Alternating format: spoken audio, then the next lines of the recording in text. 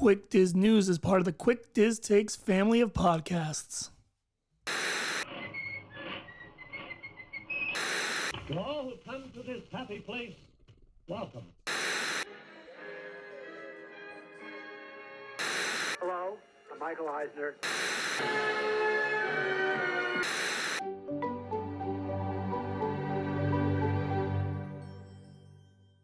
Oh boy!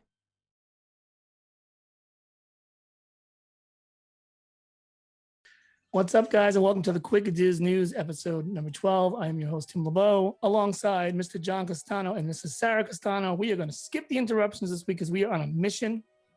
I'm sorry, we're going to skip the introductions. Did I say interruptions? Introductions This week. That's how quick I'm trying to go here.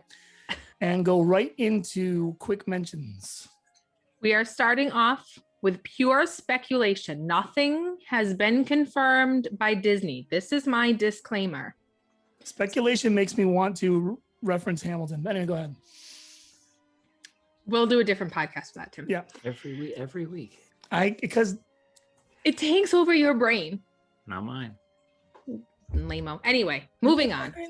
Embezzling government funds. Anyway. This is my disclaimer. Walt Disney World's nighttime spectacular Happily Ever After, scheduled to return July 21st? Screenshots of a reopening date of the Magic Kingdom fireworks show have surfaced as results of a Google search. So the Google search no longer lists a return date of the show. I did check on different days to make sure. And Disney's website still lists it as temporarily unavailable. However, we do know they've continued to work on and test Harmonious. So it could be that there was a slip up and it was accidentally reinstated on the website on their search keywords. I'm not sure, but different people did post it. I saw at least 3 people in different various groups who had posted it. I did check it myself and I didn't see it. So it was pulled down pretty quickly. So it's purely speculation. It's not there now. Disney's website does not verify that it's there, but just keep it in your brains, folks. That's what I'm talking about. Also unconfirmed, Epcot is set to begin testing their monorails early next week, as well as, still speculation, Disney's Seven Dwarfs Mine Train is to be added to the virtual queue repertoire. Also speculation, fast passes are to be available for purchase between $100 and $300 per day per ticket. Animal Kingdom's Tusker House announced its reopening date of June 20th. Bookings for the restaurant will start Friday, June 4th. Host Donald Duck and his friends are set to return with the opening of the restaurant as well. So they are returning to their food service as well as their character services as well. Additionally, in our quick mentions, Disney Plus will start streaming a new documentary series called Behind the Attraction on July 16th. The 10-episode docuseries is scheduled to run for an hour long and will bring viewers behind the scenes to experience and celebrate how some of the park's most beloved attractions came to be. So I was reading the information on it. It seems like they're doing a lot of interviews with cast members, the Imagineers who actually took part in constructing the ride and kind of bringing those concepts to life, as well as giving you a behind the curtains look at those rides. So those are our quick mentions. Can I just say, we haven't discussed this yet, but I am thinking that may be a little series we do on the show when that starts up, episode by episode, because I think there's going to be a lot of stuff to talk about there. Yeah, I really like the other show they did. Yeah, everything they've done. Yeah, that's awesome. Yeah, Even so I'm excited for that. Have you seen Prop Culture? Yes, I love really that show. It's wicked good. And I was kind of like about it, but then I put it on. I could stop watching it. It's so good. Why I would ever be about anything nerdy like that to begin with is probably just my own fault. But once it started going, I was like, this is like literally made for me. I don't understand why I was so like weary about it. So Disney has released an update to their announcement of the Halloween After Hours Party Boo Bash. So here's what we know. Tickets go on sale June 15th. Guests of select resorts have the ability to early purchase tickets starting on June 8th. Tickets are non-refundable, non-exchangeable, and there will be a limited number of tickets available. The prices range from $129 to $199 per guest, child or adult, and tax, depending on the event date. Annual pass holders and DVC members can take advantage of a $10 off on dates in August and September, only in those months. Event nights will be on Tuesdays and Fridays, along with Sunday, October 24th and Sunday, October 31st. It's not every Tuesday and Friday, though, but they do generally run those days. Beginning on August 10th, the first 7 events are scheduled to run from 9:30 to 12:30 and then 9 to midnight for the remainder of the scheduled nights.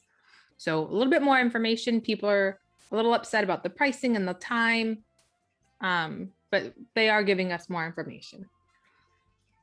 We also got an update about club level rooms, and 5 resorts are starting to open up for bookings as well. The Grand Floridian's Royal Palm Club is set to open for reservations starting September 16th. The Boardwalk, September 23rd, Contemporary, September 26th, and then the Wilderness Lodge and Coronado Springs, both available for bookings starting on December 16th. I just want to say I still hate the idea they changed the name of Mickey's Not So Scary to Boo Bash. I don't know why. It just bugs me. It's a watered down 2.0 version. They had to change it because you don't get the show, the Hocus Pocus show, the Boo to You parade. You got Boo Bash and you don't have a Boo to You parade? Yeah, they have Well, cavalcades. Johnny. They have no fireworks. None of that. They're gonna charge you more. They're gonna charge you more money for it. So. And for a shorter time than you had Mickey's Not So Scary for as well. Yeah, well, Disney. Forget that. I give you this. Yeah. And away we go. So construction has begun on Epcot's Moana-inspired Journey of Water attraction. So after months of demolition, clearing debris, and foundational work, recently released aerial photos have shown progress is being made by Imagineers after work was initially delayed due to COVID closures. Disney receives CDC approval to conduct. I'm going to try that one again. Disney receives CDC approval to conduct a test cruise of Port Canaveral to conduct a simulation cruise in advance of resuming normal operations. The test cruise will be conducted later this month on June 29th. Will they send me for free if I agree to be like a guinea pig? I mean, you could write to them. It shouldn't hurt. I don't know that it's going anywhere. I think it's just kind of a dry run to see what would need to be put in place, but never mind. Well, I don't know if they're still serving it, like, you know, doing like all the food and stuff. I'd be down. Well, I mean, they have to feed the crew, so They could feed me. It actually work out better for me because we've talked about this before. I don't know about I don't really have my sea legs, so yeah, maybe I'd be good there. I don't know. Anyway. And the last I have for our updates, Disney has continued to relax and remove physical distancing within the parks. They have ended their physical distancing at outdoor dining locations. So while Disney still requires guests to wear face coverings while not actively eating or drinking and maintain 6-foot distances in all indoor dining areas, Disney has now removed all of the unavailable markers from tables of outdoor dining areas. Additionally, they have returned to their pre-pandemic spacing as opposed to being spaced 6 or more feet out for the initial reopening precautionary guidelines. So this article came out about 2 days ago, and then we have an additional update that Orange County's coronavirus positivity rate has been below 5% for over 2 weeks now. It's actually been kind of hovering just under for 4 weeks. So with these statistics, Orange County entered phase 3 of their reopening plan today, which meant the county, not Disney World, the county has removed all social distancing and mask requirements. They're gone. Everything's lifted. So Orange County Mayor Demings reported that more than 55% of all Orange County residents aged 15 and older have received at least the first dose of the vaccine. In order to enter phase 3, 70% of the eligible population were to receive at least the first dose, or the whole county would have to sustain that 14-day positivity rate of 5% or below. They reached the 4 weeks under the 5%. And so Mayor Demings has finally given the order to lift those requirements. So no word from Disney yet on a full lift of masks or otherwise, but the county itself has done it. It kind of paves the way for Disney to kind of eventually eke into that spot that we know Universal has already done. Kudos to Disney. Well, when they do that, anyway, it's going to be soon. You guys going to get down there. It's going to be like a normal trip. Right. I think so. It's going to be awesome. I have a feeling by 4th of July, things will be status quo, pre-COVID. I feel like at the Maybe- rates Yeah. I of think Where would maybe you go? Okay. maybe not like old character. Right. I don't think you're gonna be. You might be able to take pictures with characters. I don't know if you'll be able to be like hugging them or like getting autographs, but maybe more than just kind of stand in front of them and take a picture thing. I agree, but I'm still going to leave a little caveat of who knows, because Yeah. the vaccine has stopped this disease in its tracks so quickly. They didn't even know. It's like they're changing things on a daily basis. They didn't even anticipate this. So who knows? I mean, think- between the I think positivity rate fireworks- being low, between people's vaccinations and they're, more willing to travel because they've been vaccinated.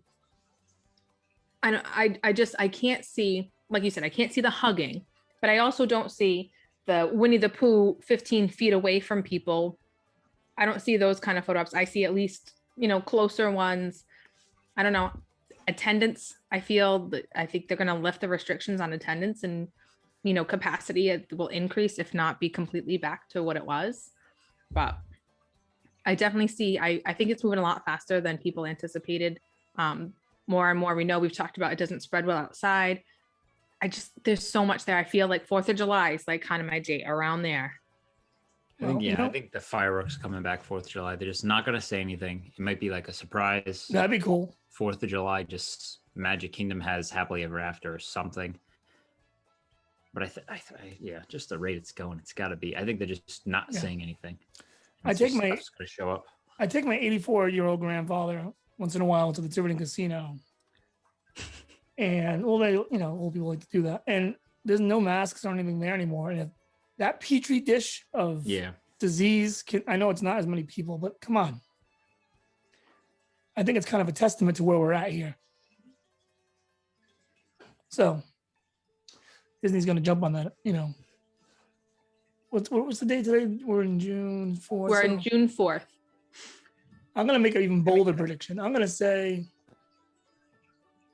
June 18th. They're lifting the masks completely from guests. I would say closer to the end of June, if not 4th. I'll just go with 4th of July. I'm going with the 18th. We'll see. Johnny? I'm playing it close. with we're just saying masks completely off. Yeah, like on attractions and things like that. I mean, maybe cast members still have them on, but not guests. Oh, I don't think masks. I don't think till mid to late July with masks. I think that's the one sticking thing, Okay. at least for Disney. Wait a minute. Didn't Universal's done though, right? Mm-hmm. Okay. Well, Stick it with the 18th. Universal Stick it with the 18th. said if you are fully vaccinated, it's not required, but they're not doing any kind of confirmation of vaccine status. They're not doing any negative COVID test results. They're not requiring any of that, Yeah. which makes the mask thing virtually unenforceable. So they're not saying, they didn't say no mask required. They said if you are fully vaccinated. So it's not a blanket statement across the park for all guests. It's if you are fully vaccinated. The what CDC they're has working basically said that they kind of feel like what they've seen over the last few weeks. It doesn't even matter if you mix vaccinated and non-vaccinated people anymore. You know how they I mean, would. it doesn't really matter if we're vaccinated because they have that. I mean, they're not untouchable, but they have that layer of protection. So I know, but remember they were like kind of going back and forth of what they should do because yeah, vaccinated people should still wear masks and then like 2 weeks later, like, no, we look at the numbers and it doesn't really matter. So they're kind of feeling confident. So, sticking with June 18th, huh? yeah, why not? If I'm right, I hope- look like a genius. I hope I'm wrong, but I don't know, maybe. Yeah, because they did there's no masks at the gym. I didn't have to wear a mask when I went to the supermarket tonight. I didn't have to wear a mask No, I've at gone Walmart. nowhere. I've been, and another reason why I'm jumping on it happening quicker is because right before I left for my trip, they removed the masks. Like we were talking about it being like, no. Yeah. And it was like, boom. So who knows? Might all be wrong. Maybe tomorrow. Who knows? I mean, I've been in a few stores with the kids where we've gone in wearing our masks that we were not required to, but we wore them anyway. Yeah, I mean, obviously whatever floats your boat. When you're vaccinated, you're definitely, Yeah. You've done your part. I mean, I've seen all of the employees and stuff. It was Mirasol. So there was all the employees, it's food service too. They all had masks on and everything, but the customers inside, it was optional. In my country club, masks are just, you wouldn't even know COVID, whatever went on right now. You walk in. I think like almost, I want to say everyone in there is vaccinated. They were telling me last night anyway, but members and all. They still want us to wear them at work, but my work was also like 3 months late with telling us to wear masks in the beginning of this. So they're a little, Yeah. They'll make us keep it on longer. When I left my work due to illness, we were not wearing masks. Well, I was wearing them, but they were still like, it was up to you kind of thing. Yeah. And there was like, I think I wore them. I want to say there was like a handful of people wearing them. And for all I know, that's why I got sick. Who knows? Anyway, that's another story for another day. Right. All right.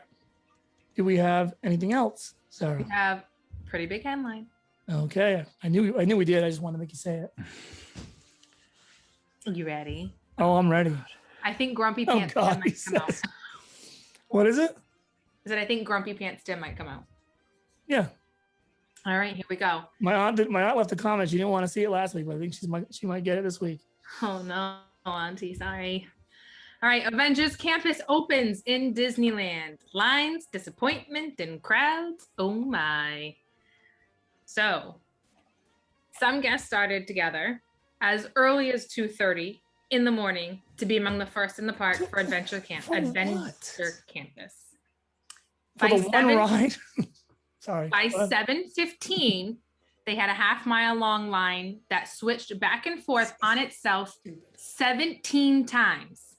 It filled a local service road as well as the bus depot area of the parks. Protesters were also on hand circling the parks in vans that were covered in false claims about the COVID-19 vaccine because they were upset that large crowds meant not as much social distancing, even though capacity is lower. Okay. Eventually, and the article that I read that Johnny had shared with me said that social distancing held up really, really well despite the huge crowds and how early they were there. But eventually it broke down closer to the time that the park eventually did open, just as more and more crowds got into the parks and they were trying to not be such a nuisance. Temperature screenings opened at 7:30 while security opened at 7:45. However, so you now have security opening at 7:45 for Avengers Campus. I can't talk today.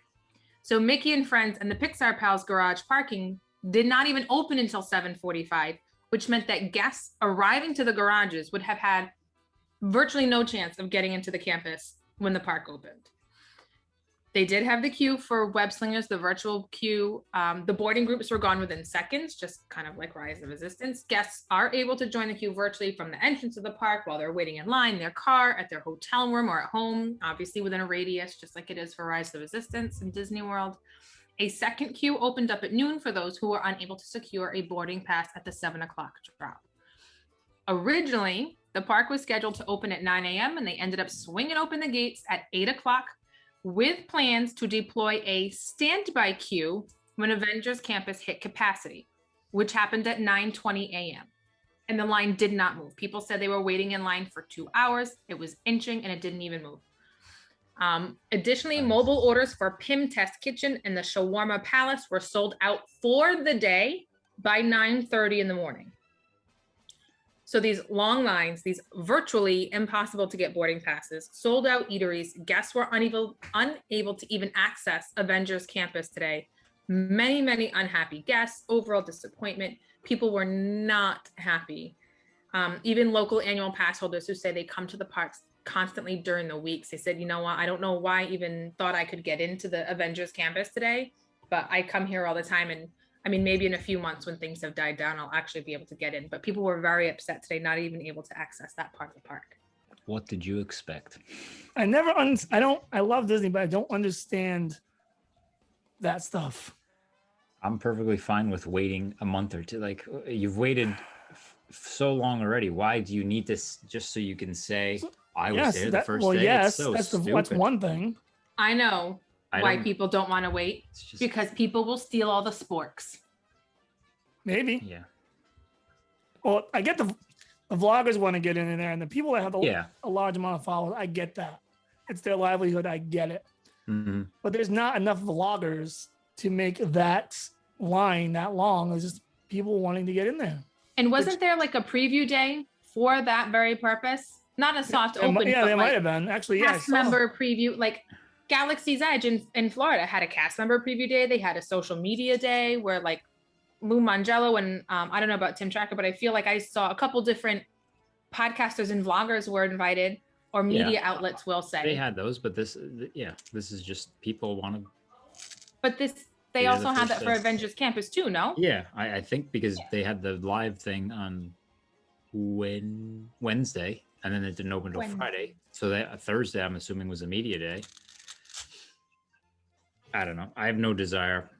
It makes no sense. There. The 50th anniversary, I had no desire to be there on October 1st just so I can be there. I'll go the October 1st after because it's going to be the same thing anyway. I have a desire to be at the 50th anniversary in the window, but barely. Yeah. Desire just barely to be at work. I'm still like. I would go in the 50th in the year, within the year of the 50th. Yeah, I want to go to the celebration at some point. Yeah, but I don't need to be there the first week.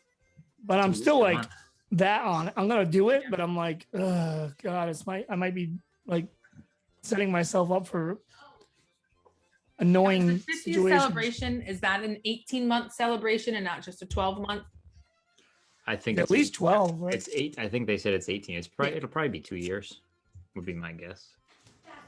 But I don't know. Everybody should accept the popularity of Marvel, just in general, just by how much money these things make, and then the fact that it's Disney doing Marvel, where they couldn't do it in Walt Disney World, they could only do it out there. So just that popularity, just everybody wants to be there. I haven't seen the web slingers ride through yet. I don't know if there is one or not. There must be by now. I assume. But from the description of the ride, it doesn't even excite me enough. First of all, it's one of those shooter type style rides, which we all know I cannot stand. And that's just my personal preference. But they're not even opening the main, like they're supposed to have the really e-ticket attraction coming a year or two down the road, I guess. Mm-hmm. But that's not even open yet. So it's basically like when Star Wars Land opened with just Smuggler's Run. Now, when Star Wars opened with just Smuggler's Run, it had fanfare, but I feel like it wasn't like this out of control. I feel like this is like the equivalent of a Black Friday. Like, it's finally reopened. They're getting people back into the park after being closed for so long. That's true too. And it's literally like, I kind of anticipated like the stampede, woman trampled to death, like those kind of headlines. Yep. I mean, I'm glad that I didn't, don't get me wrong, but I just kind of feel like it's that kind of mentality. Yeah. And then whatever percent capacity it's at, that percentage capacity, everybody is just going to one spot. It's not like 35% spread out. It's 35% at that location. So it looks good. I mean, everything I've seen looks cool. So it looks good. Would you guys like to watch the Web Slingers ride through live on the podcast, or do you want to wait? Oh, I don't care because it's going to be for a long time until I go out there. So I'm not going to keep myself safe from seeing it. All right, here we go.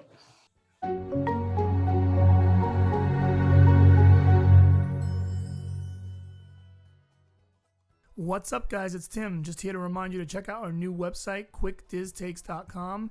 We cover everything Disney, from our newest videos to our newest podcast, blog posts by contributors, and much more. And while you're there, do not forget to subscribe for the latest notifications on when new blog posts are posted and new videos go up. Of course, check out our YouTube page, Quick Diz Takes, and our Facebook page, Quick Diz Takes, along with Twitter at Quick Diz Takes for me, and at Palm Tree Skook for Sarah, Instagram at Quick Diz Takes Tim, and at Quick Diz Skook. And of course, if you like this, please like, share, and subscribe with friends.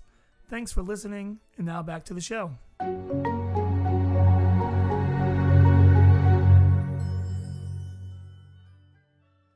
No, it's over. Oh, I'm going to give it I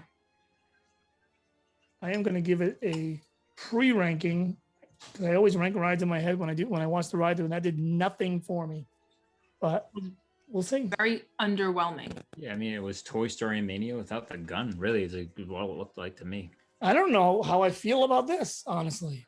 Like, am I going to be whacking into the person on the side of me trying to... Yeah. Oh, someone's going to do that eventually.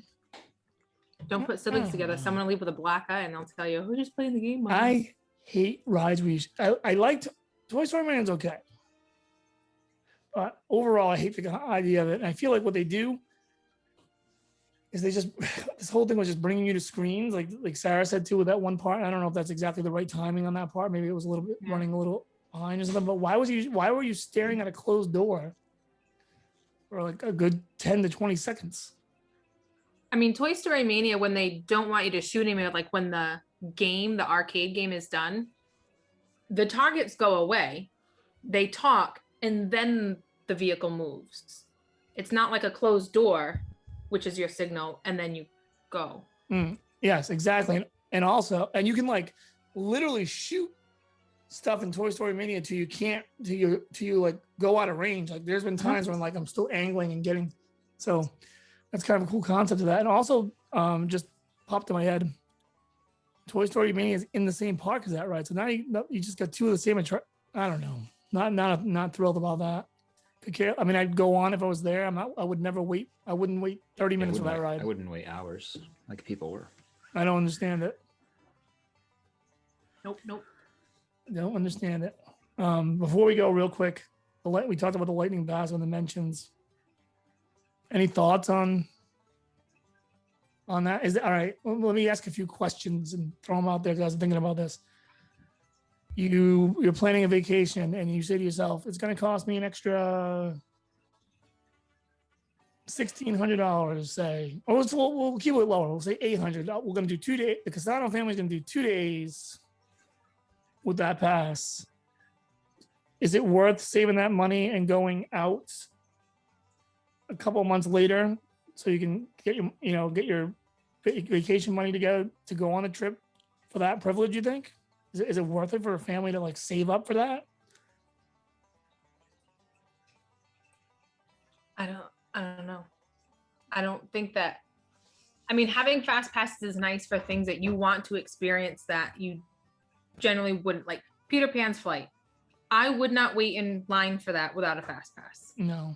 That being said, would I get another fast pass for it? No, absolutely not. Another question I have, is that going to be attached? Can you attach that to a hopper? So can you just say, okay, 1 day of this week we're going to splurge on that. So we'll pay the extra $400 for 1 day if we can hop. It's unlimited. That's the one good thing about it, right? Yeah. And they say that it's not even going to be a shorter line. It's pretty much, from what I understand, the rumor is you're going to almost be walking onto these rides.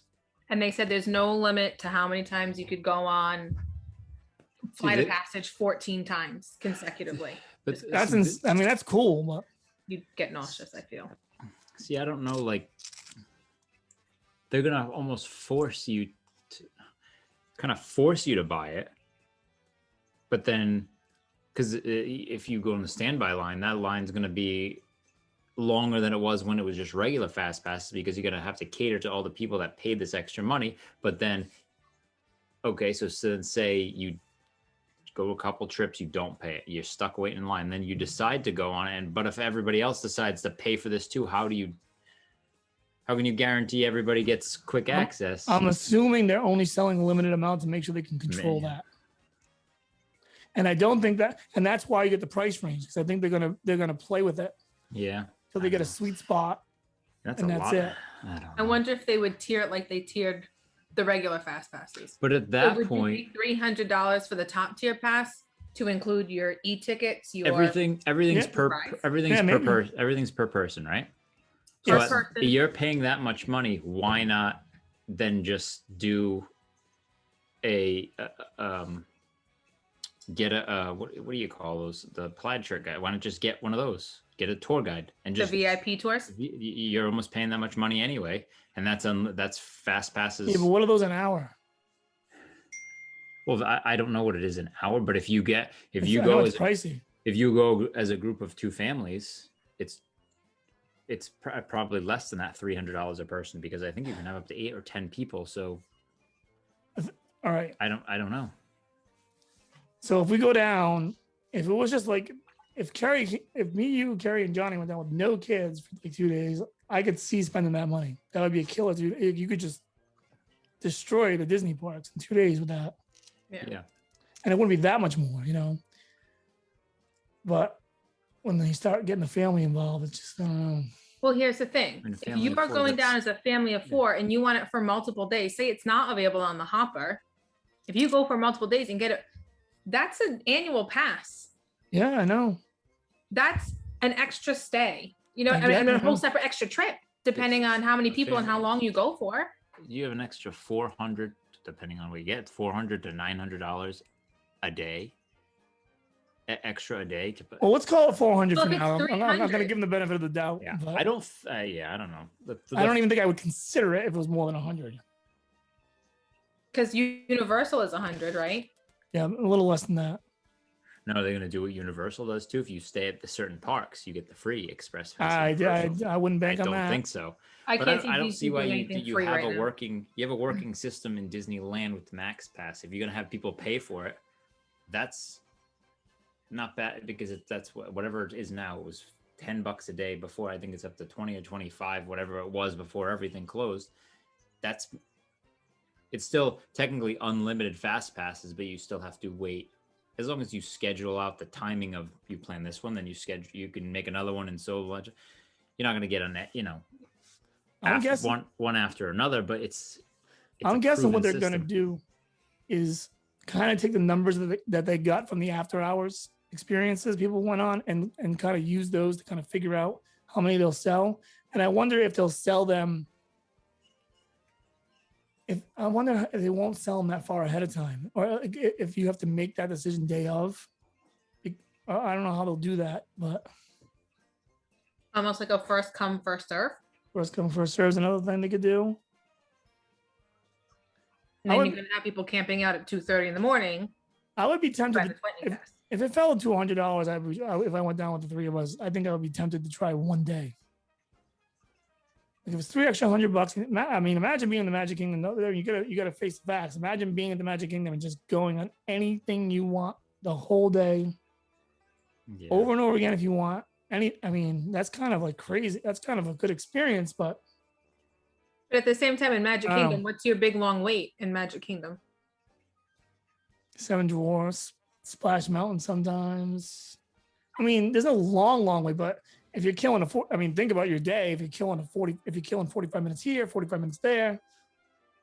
First of all, you could literally be done with the park if you got there a rope drop in like 3 hours. Yeah. Which I don't know, is that good or bad? I mean, I don't know. It's not bad. It can't be. I mean, it can't be bad. I mean, the privilege can't be bad. It's a good privilege, I guess. Well, I don't know. Just think about it, and I mean, you go on Splash Mountain, you have a good time. You can just walk right back around, go back on. That's nice. Space Mountain, Tron, Forgot Tron. Oops. Big Thunder Mountain. I mean, there are some rides that are worth re-riding. But I'm thinking like Rise of the Resistance. That's a virtual queue. How would that? I'm sure something's going to get worked into that, though. I don't know what. And if they take Mine Train and put Mine Train on a virtual queue, I mean, okay, so that's in the park. But Virtual queues. that's weird that they would put that on a virtual. I mean, I know it's purely speculative and there's nothing. Is that a word? Speculative? Speculatory? Rumors. It was a speculation. I don't know the right conjugation of that word. Sorry, friends. I'm surprised when they're not going to they're not just going to say, you know what? You want a guaranteed pass? There's a fee. You can get a guaranteed boarding pass for Rise. And depending on where that price point fell, I don't even know if I'd be against it because I hate that queuing system. I know. So if I went down there and I could pay like $25 and guarantee myself a ride on that, well, You think it's at least gonna when be it first cheap? came out, at least when it probably not, but I would think there's some stuff they can get me on a little bit, but man, that virtual queue is awful. And I mean, you think about it, you're coming from a faraway place, it might be your only trip ever. You're gonna pay if it's like $25 because I was talking to Scott about it the other day, and he was like, "I'm going down to Florida." He's like, "I was tempted to go jump over to Walt Disney for a day because I want to see the Rise of Resistance, but if I can't even guarantee myself a spot, so I'm not even gonna try." And they want me to pay $129, $130 to get in for the day, and I don't even know if I'm gonna get to go on the ride I want. It's kind of lame-o. Mm-hmm. Yeah. So, and they were hitting you for. We're planning our trip right now, and even like dinner reservations. Well, what if we get a 1 o'clock? Say we get a 1 o'clock. Well, what are we going to do with, and we don't get called until then. So now we're questioning like dining reservations. Before it was just 7 o'clock. Either you got one or you didn't. And so we didn't really worry about it. And it was a 2-hour window. So you could still go to dinner. Yeah. And now it's only a Definitely 1-hour window. So, and then, I don't know. Doesn't make any sense. It's a good idea, but the way they're doing it isn't good. They got to figure it out better. I think one idea might be let people in the park, let X amount of people rush the ride like any other ride, rope drop. Get whatever you want in there for that. Maybe you want to hold a sturdy 45 minutes to an hour on it. And because the queues, I mean, we've all been through the queue. It's long enough to, I mean, that queue's long.